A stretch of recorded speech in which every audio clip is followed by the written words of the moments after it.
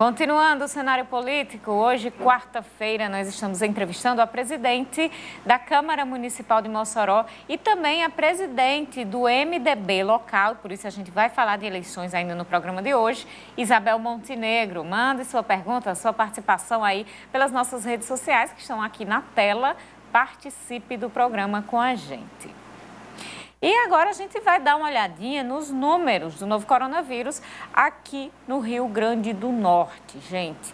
Vocês podem ver aí casos confirmados, 60.426, mortes, 2.204, sendo 3 nas últimas 24 horas. Número de casos suspeitos, 25.352. Hoje não foi informado o número de mortes por investigação. A ocupação dos leitos de UTI, hoje, quarta-feira, 26 de agosto, é a seguinte. Aqui na região oeste, 42%. Pau dos Ferros, 50%. Na região metropolitana de Natal, 43%. Na região Seridó, 54%. Na região Mato Grande, 0%. Agora, no início da noite, a fila de espera por UTI tinha um paciente e a fila de espera por transporte de pacientes com perfil de UTI tinha 6 pessoas, ou tem 6 pessoas, porque a gente consultou há pouco mais de 1 hora. Esses são os dados do estado. Nós temos aí também, hoje temos sim os dados dos municípios da região oeste, tomando como base aí para você ver como é que estão no comparativo. A capital, Natal, tem 22.076 casos confirmados, 937 óbitos. Aqui em Mossoró nós temos 6.005 casos confirmados e 212 óbitos. Em Apodi, 1.549 confirmados e 22 óbitos. Açu, 1.343 casos confirmados e 52 óbitos. Caraúbas, 326 confirmados, 5 óbitos. Felipe Guerra, 135 confirmados, 3 óbitos. Governador de Serra Rosado, 121 casos confirmados e 3 óbitos. E Upanema, 236 casos confirmados e 4 óbitos. A gente tem aí informação do governo do estado sobre o novo coronavírus, que foi repassado em coletiva hoje à tarde, sobre as atualizações do novo coronavírus. A taxa de transmissibilidade vem se mantendo inalterada ao longo das últimas semanas no Rio Grande do Norte, seguindo abaixo de 1. Mas o momento ainda requer a manutenção dos cuidados preventivos e distanciamento social. A ocupação geral de leitos no estado é 43%, com 288 pacientes internados em todo o estado, em leitos críticos e clínicos nas redes pública e privada. Esses dados foram detalhados em coletiva de imprensa realizada pelo governo do estado hoje à tarde. A subcoordenadora de Vigilância Epidemiológica da CESAP, a Secretaria Estadual de Saúde, Alessandra Lucchesi, disse que há preocupações em relação ao cenário epidemiológico do estado, porém, a taxa de mortalidade apresentou uma queda.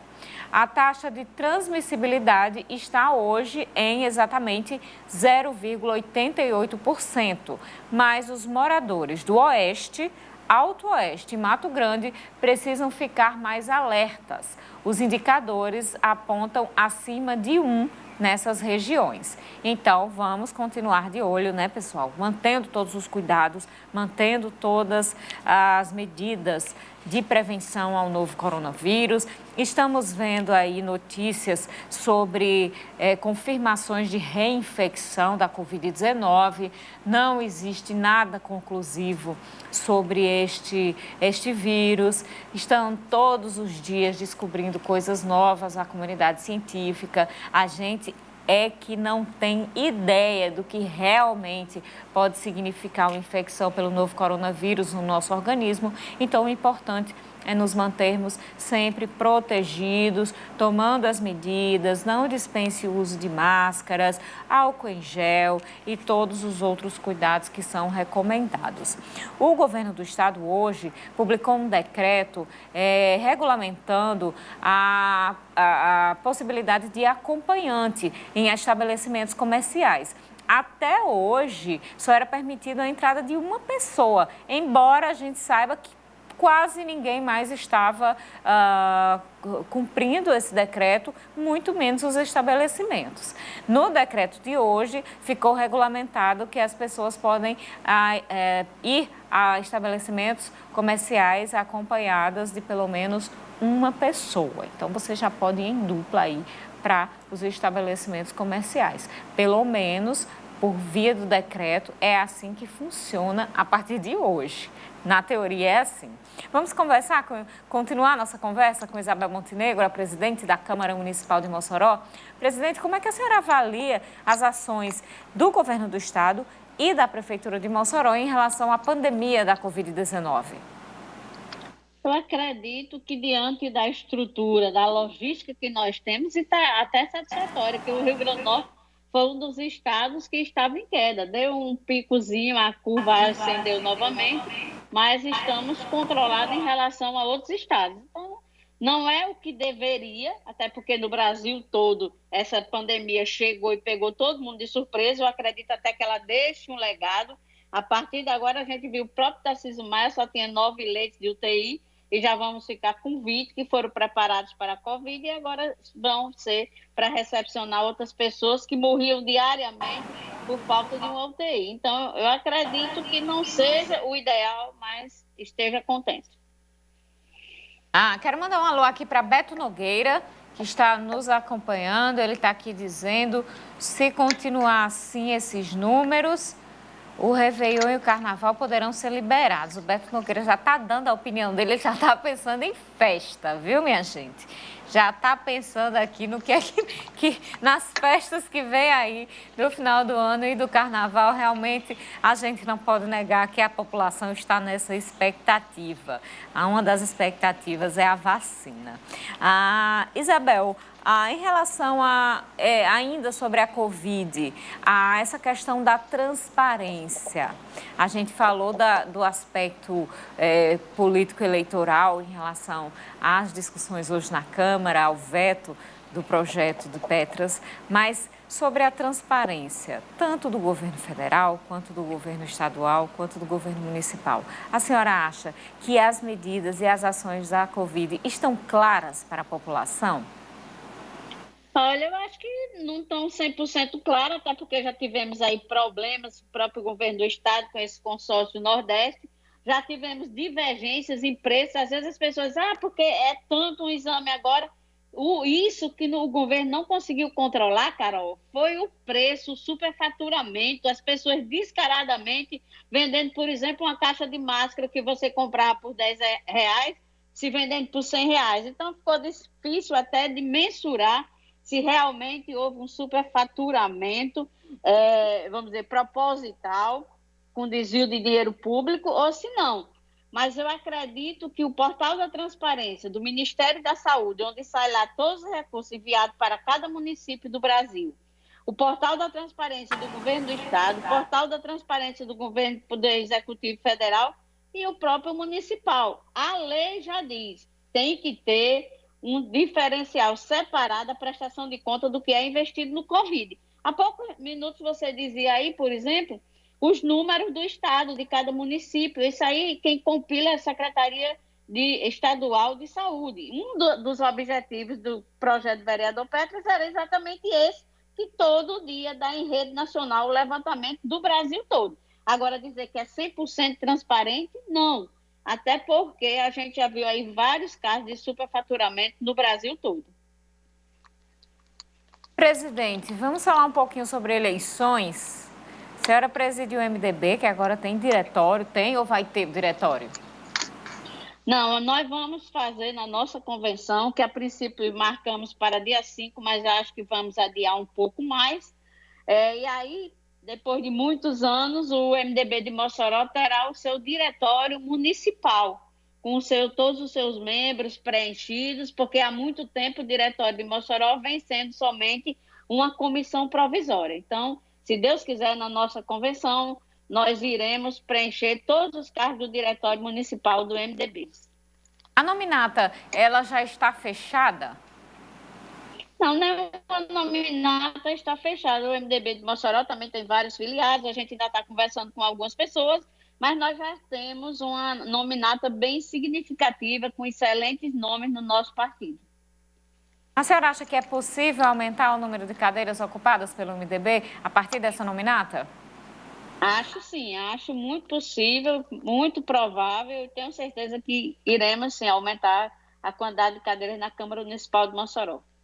Mas a presença de uma vereadora e uma vereadora como a senhora não dificulta para os demais filiados do partido alcançarem e ocuparem essa cadeira? Não, porque só tem eu, vereadora com mandato no partido, o vereador Alex Moacir estava também, seriam 2 vereadores.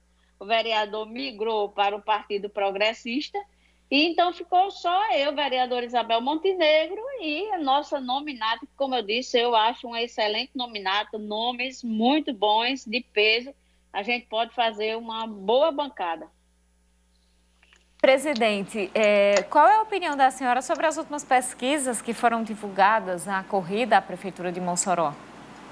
Cara, tem pesquisa para todo gosto, Carol. E aqui uma crítica, eu acho um absurdo quem encomenda uma pesquisa que tenta mascarar os números, que tenta enganar o eleitor. Pesquisa é feita, eu sei, é um balizador, mas tem que ser mostrada. Quem estiver atrás, que trabalhe, que corra, que procure melhorar seu desempenho, mas nunca devemos enganar o eleitor, a população. Eu acho que as pesquisas devem retratar a realidade. A senhora acha que existe algum nome da oposição que possa representar uma ameaça à prefeita Rosalba Ciarline nessa disputa? Olha, toda eleição tem uma história diferente, ninguém pode subestimar ninguém. Temos, sim, vários nomes na oposição. A oposição hoje, eu acho que aqui em Mossoró nós temos, se não me engano, 8 ou 10 nomes, entendeu? E temos nomes de peso. As pesquisas aí estão aí, tem algumas pesquisas, inclusive, que vêm ratificar outras que já foram apresentadas no percentual. Ex-prefeita Cláudia, no percentual do deputado Alisson, da deputada Isolda, entendeu? Então, a ameaça, sim, a eleição só se ganha quando se fecha as urnas. A prefeita Rosalba está na frente, é franca favorita, mas tem trabalhado e tem consciência que cada eleição, como eu disse, tem uma história diferente. A pandemia deve atrapalhar a campanha, na opinião da senhora? Já atrapalhou, certo? Eu acho uma falta de responsabilidade essa eleição ter dado prosseguimento.